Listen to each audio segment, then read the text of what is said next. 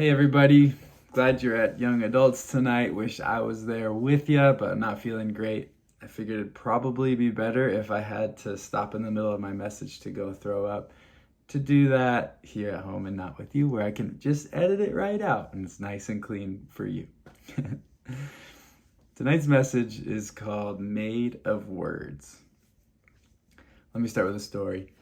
The summer before my freshman year in high school, I moved from Colorado out to Oregon. And so the first semester of that year, I was pretty new, a little bit nervous about being there at this new school, making new friends, all that. And one day in the middle of class, the door opened up and somebody walked in with a pink slip and handed it to the teacher. That got everybody's attention because the pink slips were the bad ones. The pink slips meant you were in trouble. Yellow slips just meant you forgot your lunch or something. But the pink slip meant that you were going to the principal's office and it was never good. And so a pink slip was handed to the teacher. Everybody was at the edge of their seat to see what would happen next, to see who would have to take this walk of shame from their seat up to the teacher. And I heard my name called. It was me. I was going to the principal's office. I was super surprised. I was a pretty rule follower type guy and didn't have any idea why I would be in trouble. And everybody was like, "Ooh, Josiah, what'd you do?" And I was like, "I have no idea." But I went up and grabbed the pink slip and made that long walk to the principal's office. I had only been in a principal's office one time before. That was elementary school. The principal's name in my elementary school was Richard Little, and he happened to go by Dick Little. And for some reason I will never be able to understand, he put his name on the door with the last name first. And so my friend and I got sent to the principal's office for messing around in recess or something, and we laughed about that. Why wouldn't you just go by Rick? Anyways, way off topic. So I'm sitting there in the entryway to the principal's office in high school. Mr. John was his name. And he calls me in, and I go into his office, and he closes the door.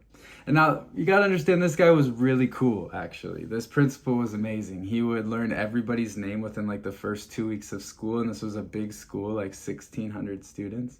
Somehow he would memorize all our names, and then we'd walk by and he'd say hi to us. He really cared about kids. And so I think it was part of the reason why I really didn't want to let him down, because he was a really cool guy. And so I was really confused. I'm trying to make a good impression at this new school.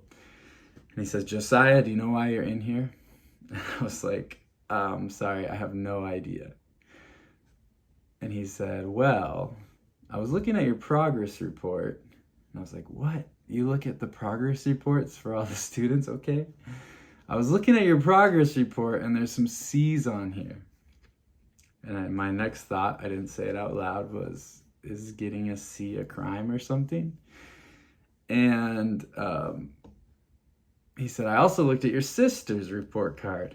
I'm like, "Oh boy." And hers has all A's on it. And I looked back at her report card from your other school in Colorado, and she had all A's there too. And so the reason I called you into my office is because Stumbos are A students, he said. And those were words that shaped the next 4 years of my life. He told me to get my grades up, and guess what I did? I got straight A's in high school. Now, I'm not saying that to brag. I don't actually think that that might have even been the best thing for me, because I didn't take some honors classes because I was afraid to get a B.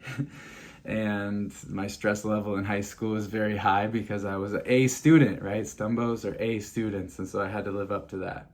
But the point I'm trying to make is that those words, Stumbos are A students, landed somewhere deep within me and actually shaped who I became. I became an A student because my principal called me into his office and told me I'm an A student. And so that's what I became. We're made of words. The words people tell us, especially the encouraging words people tell us, shape us to become who we will become.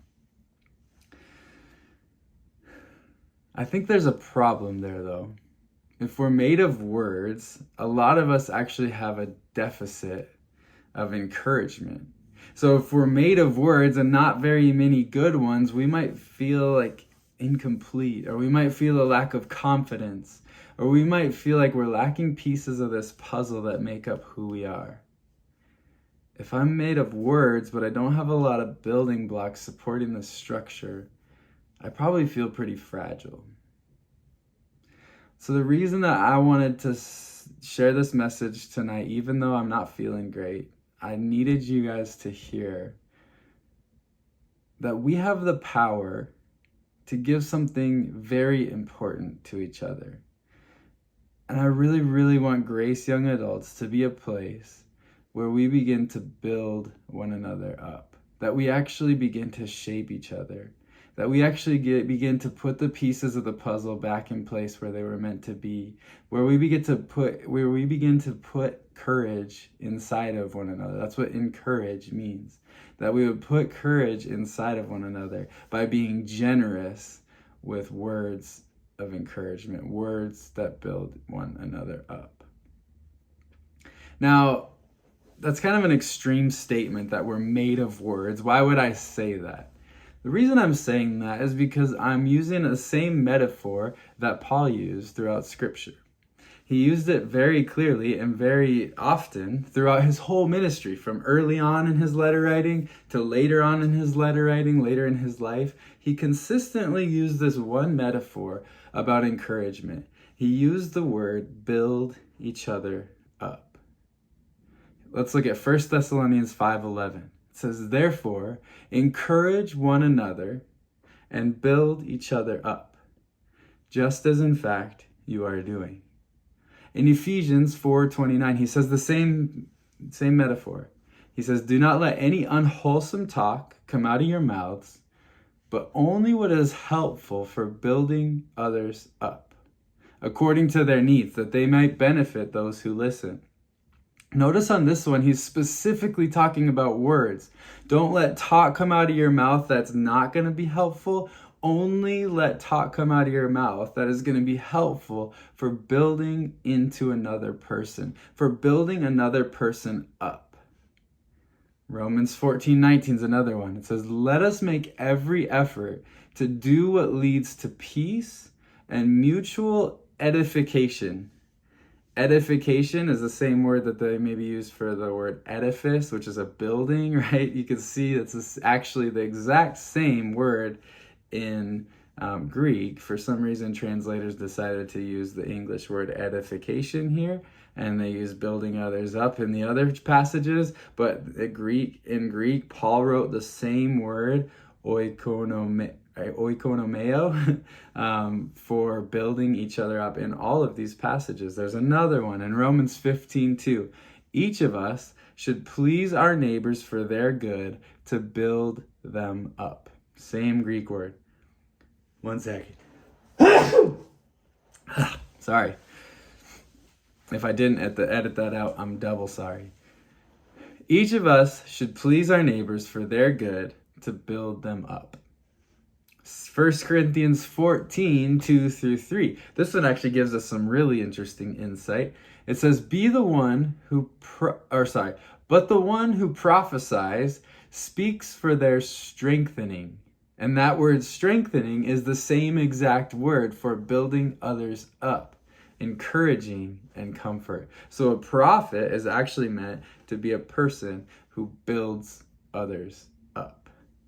So all these words here, build each other up, edification, and strengthening, are the same Greek word, oikodome. Now, you guys could probably go back in the video and see if I said that word right before. Now I'm reading it. Oikodome or oikodomeo.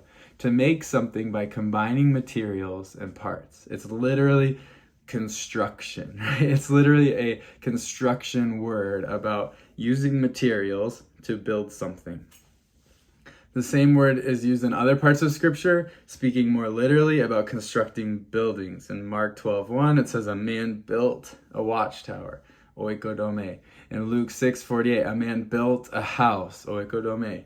In Acts 7:47, Solomon built a house, oikodome. Same exact word that Paul uses for building one another up. So build up is actually the best definition, best translation for all of these passages, because it really is Paul's using a metaphor here when he says that we should use our words to build each other up. He's saying we're actually providing structure for their inner person. We're actually strengthening their sense of who they are. We're actually strengthening and bolstering and supporting who they can become in the world. We're actually shaping their future. We're shaping their perception of themselves. We are adding material to what they can work with when they think, what am I capable of doing?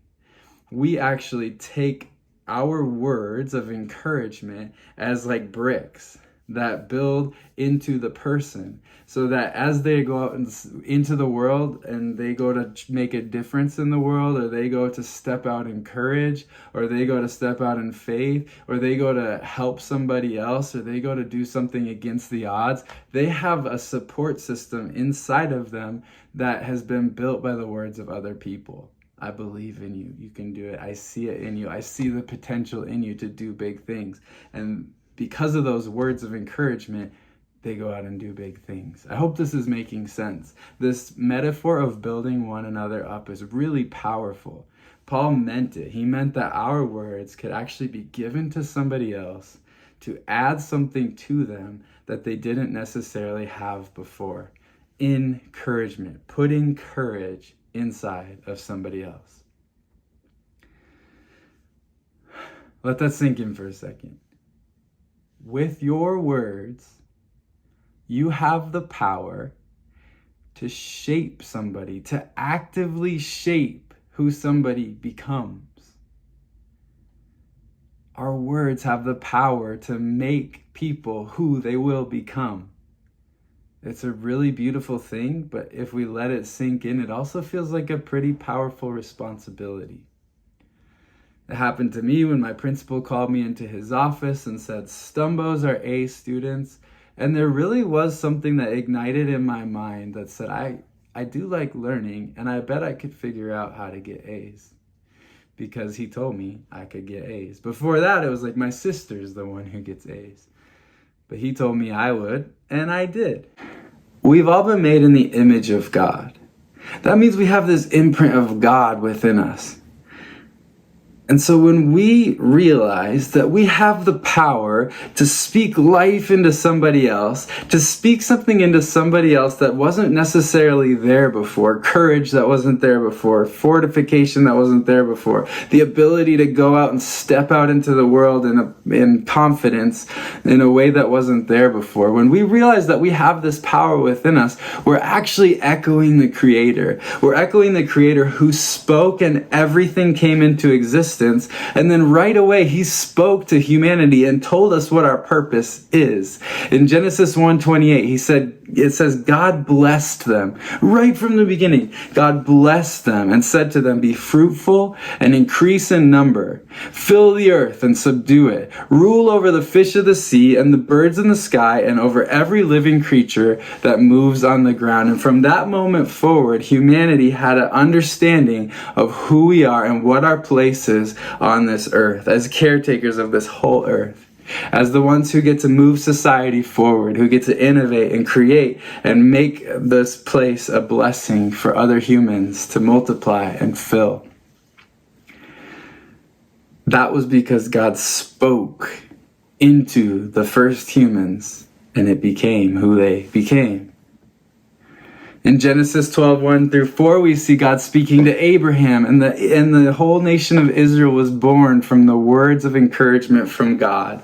He says, go from your country, your people, and your father's household to the land I will show you. And here's the encouragement. I will make you into a great nation, and I will bless you. I will make your name great, and you will be a blessing. I will bless those who bless you, and whoever curses you I will curse, and all peoples on earth will be blessed through you. So Abram went as the Lord had told him. God spoke this into his life, even though he didn't have any kids yet, right? God spoke it into his life saying, you are going to be the father to many nations. You're going to be a blessing to all nations. And that's what he became. In Exodus, we see God do it with Moses. Moses is timid. He doesn't think he's a very good speaker, and God sends him before Pharaoh to go let the people go. He shows up before he sends him. He shows up in this burning bush and reveals himself to Moses. And as he reveals himself, he's got some encouragement to give Moses.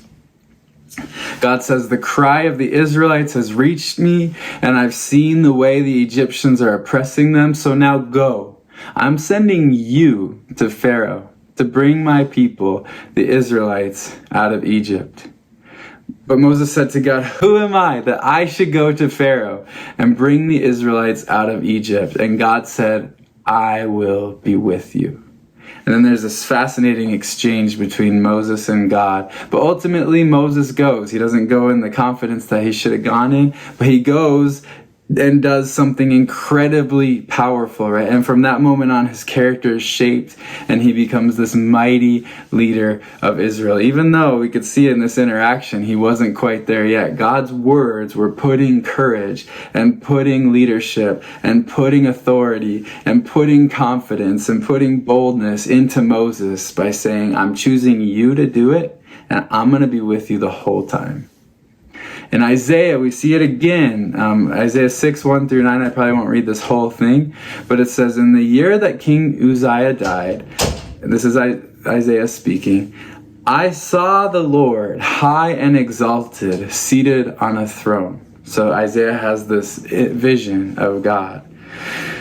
And it's beautiful, this heavenly scene. You should read it sometime. But verse 5 says, woe to me, I cried. I am ruined, for I am a man of unclean lips, and I live among a people of unclean lips. And my eyes have seen the King, the Lord Almighty. Who am I to look at God? And then one of the seraphim flew to me, that's an angel, flew to me with a live coal in his hand, which he had taken with tongs from the altar. With it he touched my mouth and said, see, this has touched your lips. Your guilt is taken away, and your sin atoned for. Then I heard the voice of the Lord saying, whom shall I send, and who will go for us? And Isaiah says, here I am, send me. And he said, go and tell this people. And then he goes on to prophesy. So God chooses Isaiah, and he puts him through this whole process of seeing his sin and realizing that he needs God's mercy and God's grace and atonement from God for his sins. And he comes to this humble place where God is able to speak to him and say, yeah, you're the one, go. And Isaiah's life changes and he becomes a person who prophesies to the whole nation of Israel because God puts courage in him. There's a ton of New Testament examples as well. I won't spend the whole night giving examples about God encouraging people or God using people to encourage others, but I want you to see that this is in the very heart of who God is, to encourage with words. That God uses words all throughout Scripture to put courage in people. You see it with Mary. The angel appears and right away is encouraging her because she's about to go through something incredibly difficult, right? Become pregnant while not being married. And then to go through this whole life of people wondering like what actually happened. So, and the encouragement comes right from the beginning. Greetings, you who are highly favored. The Lord is with you. Do not be afraid. You have found favor with God. That shaped Mary's identity. That shaped Mary's ability to say, okay, Lord, whatever it is you're asking me to do, I'll do it. And that was her response. Isn't that beautiful? Well, there's so many more examples. At one point, the heavens opened up and the Father himself spoke to Jesus and said, this is my Son, who I love. With him I am well pleased. So even among the Trinity, there's encouragement. There's speaking words of life to each other. Jesus looked at Nathanael before he was a disciple and pointed him out among the crowd and said, "Look, here is a true Israelite in whom there's no deceit." A pure-hearted Israelite, not trying to trick anybody. That became part of Nathanael's identity, and he was one of the 12 disciples. He was willing to say, yes, this is the one I'm going to follow for the rest of my life, even if I die for it, because Jesus spoke words of life to him. Specific, catered to actually who he really was, a person of authenticity, right? And Jesus saw it, and Jesus called it out, and something grew inside of Nathanael that gave him courage to become one of the 12 disciples. So many. Peter, Jesus says, "You are Peter, and on this rock I will build my church." Somebody who didn't have a great track record up to that point, but Jesus saw who he was, saw his strength, saw who he was going to be, and spoke it into existence into Peter's life. Now, it needed to be continually reminded because he still floundered, but ultimately, when Jesus died and rose again, Peter became an apostle who went and spread the gospel miraculously and powerfully across the Middle East and did amazing things in his life. And Jesus had specifically spoken words into his heart, putting puzzle pieces there that hadn't really necessarily been there before. He built him up with his words. And then you see Paul in his letters to the churches with so much encouragement. Read some of the epistles. That's like towards the back of the Bible, all the short books. They're usually letters that Paul wrote. A lot of them are letters that Paul wrote to churches. And they're just bursting with encouragement. Even the churches that aren't doing so great, he still has amazing things to say, to build them up, to speak life to them, to put things in them that he knows need to be there but aren't necessarily there until he speaks them into existence. I shouldn't say they weren't necessarily there. I think sometimes when we speak encouragement, it is something that's there, but the person isn't living into it. It's not part of their psyche. It's not part of their courage because they haven't seen it yet. We shouldn't be making things up. We shouldn't be encouraging people with things that aren't actually true about them. That won't build them up. That will be misleading and actually can cause some pain later on when they are confused. So all of these examples were things that God had created these people to be, and God is now speaking it to them so that they can receive it, so that they can believe it, so that they can step into it, so that they can own it, and so that they can go make a difference in the world because now they're living out what God had already put in them, what God had already created them to be. Building others up with words of encouragement is a profound act of love. The reason it's an act of love is because you have to pay attention to somebody else in order to effectively encourage them. Like I said, we're not making things up out of the blue. We're saying stuff that's actually true about people, and we're giving them the gift of strengthening what is there. So we have to get to know people. We can't be self-absorbed. I know it's really easy to be self-absorbed. I know that by experience. When I'm out reflecting, often on Fridays, I'll get out and reflect a little bit.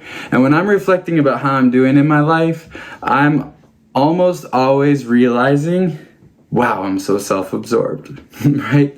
Like I think back over the week or I think back over what I've been thinking about, and it's usually myself, right? How I'm feeling, how I'm doing, what my dreams are, what my aspirations are, all the stuff that we think about. And it's not bad to be thinking about ourselves, but to be completely absorbed with ourselves is bad. We need to be thinking about other people. And so if we're going to effectively encourage others, and if we're going to regularly encourage others, we have to be regularly thinking about other people and noticing other people and thinking about what is really good about this person that maybe they don't quite believe yet, or maybe they do believe, but they'd be blessed to hear it again. So encouragement is a profound act of love because it takes us out of our self-absorption and helps us focus on other people. A lot of times when we say we'll pray for somebody, that can be super encouraging if we actually do it, right? But if we're too self-absorbed to ever remember to pray for them, it might be better not to say that we will. But if you feel compelled to tell somebody, hey, I'm praying for you, I see that this is a hard time in your life, or you're confused and you need some wisdom, whatever it is, if you tell somebody you're going to pray for them, take that opportunity to remember to pray for them and use this as a chance to encourage them, to see them next time and say, hey, I was praying for you. How are you doing? That can be so encouraging just to know that somebody else is lifting you up in prayer. So take it as a practical reminder. If you say to pray, you're going to pray for somebody, really do it, follow through. I usually actually pull up my phone and put it in my to-do list if I make the promise to pray for somebody, or I stop in the middle of the conversation and say, can we pray right now? Either one is great as long as you're following through with your promise to be praying for them. Second, this is an act of love because thinking of words that build people up requires that we see past the lies that they might be believing. Satan's language is lies. The devil's real. There's demons all around. That's not to scare any of us because Jesus is victorious. Jesus is stronger. When we have the life of Jesus in us, we have nothing to fear. But until Jesus comes back, Satan has free reign on this earth and has the ability to influence the thing that can speak lies into our life. Now, as we continue to train ourselves, we really don't need to be afraid. I don't want anybody to leave this night being afraid of the enemy, but to be aware that the enemy is out there speaking lies to all of us. And from my experience, the strongest, most consistent, most powerful lies that the enemy has to give us are about the things that are most precious to us. So for me, like I've shared this several times before, but growing up, for me, my artistic side or my creative side of who I am was something that I was really self-conscious about. And I think it was because it was something that really mattered to me. It's a big part of my life. And so Satan knew that God was going to use this for good if I ever believed in it. And so he would always speak doubt into my life, making me doubt that creativity is even good, that there's even a place for art in the church, that it's even manly at all to do anything artistic, right? All the things that the enemy can throw at you. And I think he'll throw them at you at the places that feel the most vulnerable, the things that you probably desire the most because you know deep down that that's who you're created to be, right? But then the enemy can throw in a lot of self-doubt. And so when people are walking around feeling doubt about who they're called to be, if we can see past those lies that they're starting to buy into, and we can actually speak the truth, and we can counteract those lies that the enemy is giving people and say, you know what, I actually do see that in you. I actually do see whatever it is for the specific person. I see a gift of encouragement in you. Or I see a future where you're going to bless people by teaching. Or you know what, you're so good at making people feel comfortable. Or you know what, you're really insightful and God's going to use the way that you see the world in powerful ways. Whatever it is, you're really smart. A lot of people have the lie always in their head that they're dumb or that they're never gonna measure up, right? Those lies that sometimes we can sense that people believe them, and if our heart breaks for the lies that people believe, we'll be motivated and compelled to speak the truth to them out of love. So when we see past the lies that people are believing and speak life and truth into them, that can help them blossom into the person that God created them to be and overcome what the enemy is trying to do. It's also an act of love just because it's self-sacrificing. It actually takes some time. It actually takes some energy to think about somebody else and what might be encouraging to them. It takes some emotional energy, some relational energy to have a conversation that doesn't happen like totally naturally. You have to be the initiator of saying, hey, there's something I noticed about you that I want to tell you. You could write it in a note. You could say it out loud. You could text it. Sometimes the really meaningful stuff is so much more effective if you look them right in the eye and tell them the word of encouragement, because there's something about human to human interaction that we all desperately need. And so that's like if our words are building blocks, when you can look somebody right in the eye and tell them of something about who they are, that's like the solid cinder blocks, right? That's really gonna build up their lives. One thing I want to mention about this, and I'll get super practical and then I'll be done, is that we got to see ourselves as a team. Look around the room. I'm looking around the room in my mind, mentally. Probably most of you guys are on my left side, like you do. Nobody's sitting in the front tables, right? And think of these people as your team. We're on mission together to go spread the good news that Jesus offers abundant life now and eternally to all the world. That's our purpose. We're here to give the best news ever to the world that desperately needs good news. And we are here to do that together. We have each other to do that. Now, if we have the power to strengthen somebody, to truly bless somebody, to unleash the superpower that somebody has with our words, we got to be doing that. We should be chomping at the bit to be thinking of ways to encourage each other. We should be doing everything in our power to get ourselves out of our own self-absorption and think about what other people might like to hear, what other people might need to hear for their true self, the true thing that God put inside of them, the gift that God put inside of them, and the actual personality that God put inside of them, and the freedom that God made them to have. We need to see the potential inside of each other, and if we have the words that could unleash that in somebody else, we gotta be generous with it. Why would we ever hold back? Why would we be stingy with this gift that really is not hard to give? It takes a little bit of thought, it takes a little bit of emotion, but it costs us no money, it costs us nothing else, and it could truly build into somebody the thing that they desperately need to hear, and it would unleash a teammate who's stronger, right? It would unlock something in your teammate that makes them more effective. There's some sports people in the room. I'm sure you will know, if you've been on team sports, that you go through these practices day by day, week after week.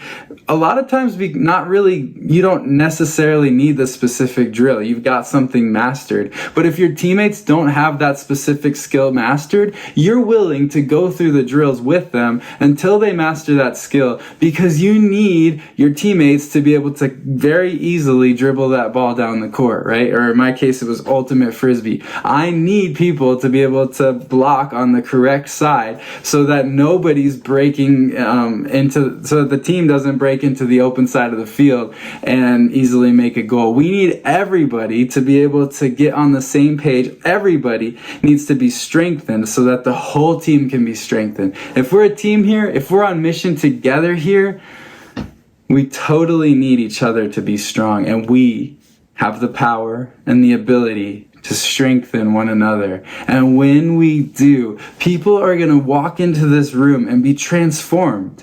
People are going to walk into this room and have the things in their life that were missing in their psyche, the things that were missing in their confidence, be instilled in them by your words. And then we'll become this community that just continues to spread this good and beautiful news of Jesus everywhere. You catching that vision with me? We gotta be generous with our words of encouragement. I have a feeling I'm going too long, so let me give you some really practical things, but just really quickly. First, practical tip. Start with the obvious stuff.